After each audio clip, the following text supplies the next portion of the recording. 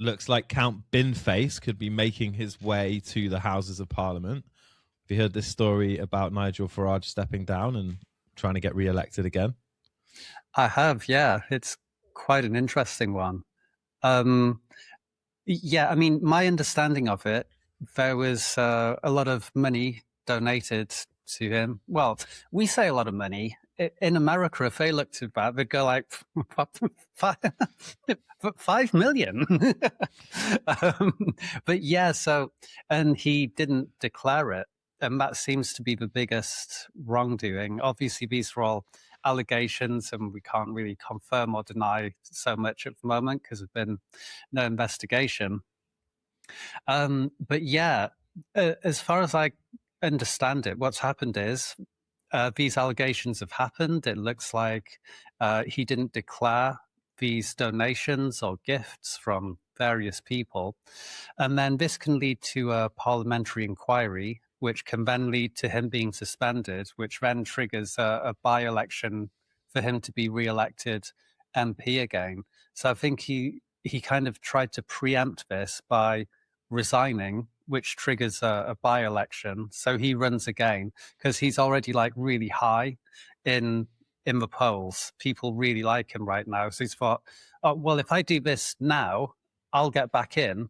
And then when this all goes through the inquiry, I can just say, well, what do we need another by-election for? We just had one. I won. So infinite by-election loop. Yeah, basically. And then I find out about another donation. and it keep going in and out and in and out. Yeah. When you said Nigel Farage was really high there, that was a soundbite that could definitely be taken out of context. It could be quite, yeah.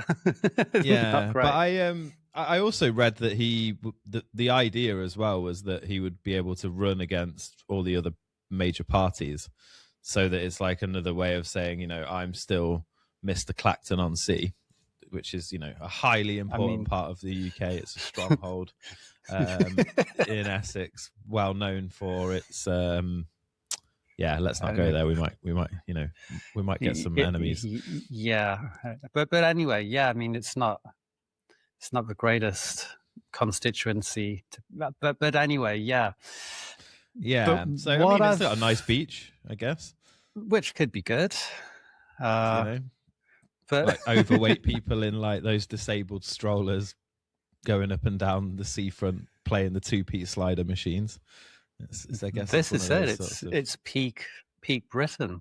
It's almost as good as where I grew up around like Mablethorpe and Skegness. You know, really Middle England sort of strongholds. Best of British everything, fish and chips and amusement parks. Yeah. But yeah, so it. This thing, like you were saying, that he's going to be running against all the other parties and candidates. A lot of people in these parties are kind of saying, well, there's going to be a second by-election anyway. When this inquiry is made, we might just sit this one out. And so what could happen is you literally, I mean, it won't definitely happen, but there's a non-zero possibility that you end up in a situation where it's Farage versus Count Binface. And they're the only two candidates. And you end up with Count Binface winning because he gets all the votes from all the other parties that are not running. And it would just be the most farcical, ridiculous thing I think anyone's ever seen in UK politics. Which would sum up the landscape of politics right now. I think what's amazing is even if that doesn't happen, it's just going to be Farage and Count Binface on stage. You know, when they read out the results next to each other, they're just going to be stood next to each other, and it's going to be like, and the member from, you know, Count Binface has got 6,542 votes, and then Farage is going to have to be like, hey, I beat the Binface thing. And UK politics just becomes a complete laughingstock. And if he loses, I guess that's the end of Farage. It's the end of Reform's chances in the next general election, perhaps. But have you looked into any of Binface's policies? No, but I'd love to hear some of them. Some of them are great. One of them's the bosses of water companies have to swim in rivers that they've polluted. Another one is bring back CFAX. Oh, nice. I can get behind that, actually. Teletext holidays and all that. Pretty good. What's another one? Oh, bring the price of a 99 flake back down to 99p. Which should be the case anyway. They should have just continually made them smaller and, to keep the price there. Although I suppose now they'd probably bit of shrinkflation. This bit, it'd be like Miniverse. It'd be like walking around Poundland. Yeah, basically. But it does make you feel like you're getting a deal. Yeah, but I can't remember the other ones. I want to limit the price of croissants to £1.10 for some reason. And another big pledge on his manifesto is to move the hand dryer in the toilets of a pub that he goes to, because it's clearly a national issue and he doesn't like the position of the hand dryer. Which I can understand that grating on you, if you have to like edge past it. Maybe poor design on that. Those hand dryers are usually an afterthought, aren't they? But yeah, I mean, the croissant thing's clearly, it's a kick at the French, isn't it? Like maybe.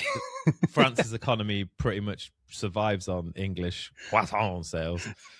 It's like, well, I don't know. I haven't got the figures in front of me, but if we stop buying croissants, then like their economy is going to be down the pan. That's pretty much all they sell these days. So I mean, one thing that Binface did say is, vote for me. You see, it costs like 300 and something £1,000 to have one of these by-elections. And he's like, well, just vote for me. If I win, then we don't have to do a second one. And so that saves 300 and whatever £1,000, which is actually like a sound, valid point. How amazing would it be watching him getting sworn in the Houses of Parliament, yeah. Like having to sign the book and go and take his seat? I mean, that would be just fantastic. Just how ridiculous the whole thing could look. Well, whether this goes ahead and actually happens, I don't know, but it would be just the most bizarre possible outcome to anything you definitely that Farage could have imagined at the time when he stepped down and triggered a by-election. Yeah, it's you'd have think you would have thought he would have like known this was a possibility at the time. Yeah, so I don't really understand how it's got to this stage. And again, it's only a chance that this could happen. The other parties might step up and go, okay, well, yeah, this is a good chance for Labour to get something, even though it isn't. And it might not. But yeah, it's just this Farage Binface showdown that would just be incredible. Well, there's also Restore, isn't there? So like Restore's an even further on the right party. I think Rupert Lowe is Sir Rupert Lowe is the head of that, but I think they're pretty much finished after getting crushed by Burnham in that by-election. I think that was like a massive kick in their plans. I could have this wrong, but I think he put out a tweet recently saying something like, we're not going to take part in this first one, but we will take part in the second by-election that happens. And the first one is just like some sort of crazy media show done by Farage, and they don't want to be part of it. Yeah, which it is in some ways, and he's gone like, well, I'll let the people of Clacton decide, and it's like, but that's not how it works. That doesn't make you innocent. You've just got re-elected in the place where you are the most popular person. That doesn't. It's like there's that thing in banking where someone gets found guilty of doing something, or something gets brought up, and so they then get tried in front of their peers who have also done the same thing, and go, oh, it's all right, don't worry about it. It's not really a trial. Yeah, it's like letting people's own families decide if they committed a crime or not, isn't it, really? Basically, yeah. And he's it's like two fingers up to the establishment, and it's like, it's not really. You're just trying to be strategic and trying to maintain your seat and your potential run to number 10. Yeah. Well, ladies and gentlemen, we will get a playlist going, because there will be many, many of these by-elections in the same Clacton seat. So we're going to have a Clacton by-election playlist here on the Temporally Scripted channel. And if you want to see that, then give us a like, a subscribe, stick around, and we will see you in the next one. Adam, it's been a pleasure. Yeah, as always. Bye, everybody.